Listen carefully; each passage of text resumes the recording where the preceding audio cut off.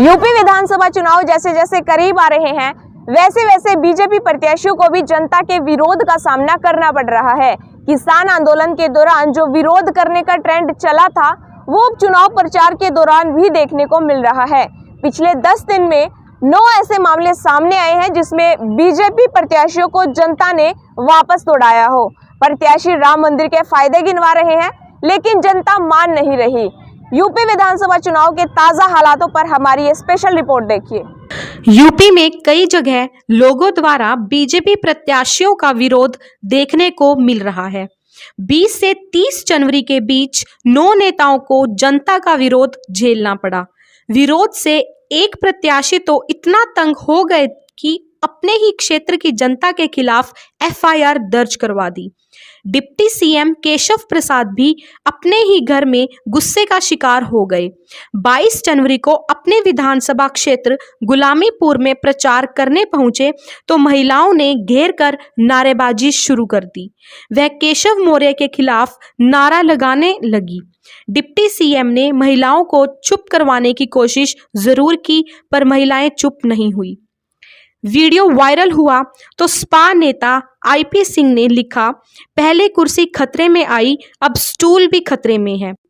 विरोध का एक और मामला सामने आया जिसमें सुरेंद्र चौधरी प्रयागराज जिले से एमएलसी हैं। 29 जनवरी को केशव प्रसाद मौर्य के लिए सिराथू प्रचार करने गए थे। अफजलपुर वारी के लोगों ने गांव में घुसने से पहले ही रोक लिया। सुरेंद्र समझाते रहे कि भैया मेरी सुन लो, भाजपा ने राम मंदिर बनाया, लेकिन लोग नहीं माने। आखिर में सुरेंद्र चौधरी को वापस जाना पड़ा। दूसरे मामले में गौरी शंकर वर्मा जालौन की उरी सीट से विधायक हैं। पार्टी ने तो भरोसा जताते हुए फिर प्रत्याशी बना दिया। 29 जनवरी को क्षेत्र में प्रचार करने पहुंचे तो नारेबाजी शुरू हो गई। लोगों ने कहा 5 साल में न गांव की एक सड़क बनी और ना ही नल मिला। विधायक जी फंस गए और सफाई देने लगे। लोग नहीं माने तो विधायक वहां से निकल गए। घर पहुंचे तो कहा 2 शराबी थे, वही विरोध कर रहे थे, बाकी पूरा गांव हमारे साथ है। इसके अलावा देवेंद्र सिंह लोधी बुलंदशहर की सनाया सीट से भाजपा के विधायक हैं। 25 जनवरी को प्रचार करने पहुंचे तो लोग हुटिंग करने लगे। लोगों का आरोप है कि गांव में न सड़क बनी और ना ही नल लगवाया। वोट मांगने आए तो विरोध करने लगे। विधायक ने पहले तो हाथ जोड़े और वहां से निकल आए। घर आकर मीडिया से कहा, ये हमारे क्षेत्र की जनता है जो मुझे डांटेगी भी और पूछेगी भी। मैं इनको मना लूंगा, यह सभी मुझे ही वोट देंगे। मुजफ्फरनगर की खतौली सीट में भाजपा के विक्रम सैनी विधायक हैं। 20 जनवरी को मनवरपुर गांव में प्रचार करने पहुंचे तो लोगों ने घेर लिया। मुर्दाबाद के नारे लगने लगे। विधायक समझने की कोशिश करते रहे लेकिन जनता नहीं मानी। विक्रम सैनी चले गए। उन्हें फिर 29 जनवरी को चांसमंद गांव में घेर लिया गया। नारेबाजी हुई और काफिले की एक गाड़ी का सामने वाला शीशा तोड़ दिया गया। विधायक को अपने ही क्षेत्र के लोगों पर एफआईआर दर्ज करनी पड़ी। मनिंदर पाल मेरठ की सिविल खास सीट से भाजपा प्रत्याशी हैं। 21 जनवरी को पथौनी गांव में प्रचार करने पहुंचे तो हंगामा हो गया। योगी मोदी जिंदाबाद से ज्यादा जयंत चौधरी जिंदाबाद का नारा लगने लगा। दोनों पार्टियों के बीच हाथापाई की नौबत आ गई। विधायक मनिंदर पाल ने समझदारी दिखाई और खुद ही वापस लौट गए। जाट बाहुल्य पथौनी गांव में भाजपा के नेता जब भी गए उन्हें खाली हाथ ही लौटना पड़ा। संभल की असमोली सीट पर 2 बार से सपा की पिंकी यादव विधायक हैं। उन्हें चुनौती देने के लिए भाजपा के हरेंद्र सिंह रिंकू जोरदार प्रचार कर रहे हैं।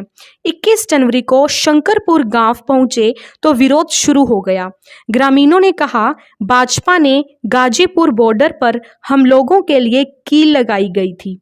आंसू गैस के गोले छोड़े, हम कुछ भूले नहीं हैं, कभी वोट नहीं देंगे। वायरल वीडियो में यह भी कहा जा रहा है कि किसी भाजपा नेता को गांव में घुसने नहीं देंगे। विरोध की इस लिस्ट में प्रेमपाल धनगर का मामला थोड़ा सा अलग है। ऊपर के सभी नेताओं का दूसरी पार्टियों ने विरोध किया, लेकिन प्रेमपाल के खिलाफ उनकी ही पार्टी के लोग खड़े हो गए। 29 जनवरी को नारखी में सर्व समाज की बैठक हुई तो लोगों ने कहा बाहरी प्रत्याशी नहीं चाहिए, प्रेमपाल अपने कार्यकर्ताओं को नहीं पहचानते। इसके बाद नारेबाजी शुरू हो गई। इस दौरान सपा बसपा और कांग्रेस के नेता भी गांव में प्रचार कर रहे हैं, मगर गांव से निकाले जाने जैसे कोई घटना सामने नहीं आई। हाँ, टिकट की आस लगाए प्रत्याशियों को टिकट नहीं मिला तो थोड़ा बहुत हंगामा जरूर हुआ। कौशांबी की चाइल सीट पर पूजा पाल को प्रत्याशी बनाया तो सपा के कार्यकर्ताओं ने उनका पुतला जलाकर विरोध किया। जब भाजपा प्रत्याशियों के लिए चुनाव प्रचार करना इतना मुश्किल हो रहा है तो वोट हासिल करना कितना मुश्किल काम होगा, ये एक बड़ा सवाल है। ऐसी ही तमाम अपडेट्स के लिए आप हमारे चैनल को लाइक और फॉलो कर सकते हैं और YouTube पे हमसे जुड़ने के लिए हमारे चैनल को सब्सक्राइब कर सकते हैं। शुक्रिया। If you want to see these kind of facts in future, please subscribe to our channel and watch the latest videos by liking it and pressing the bell icon.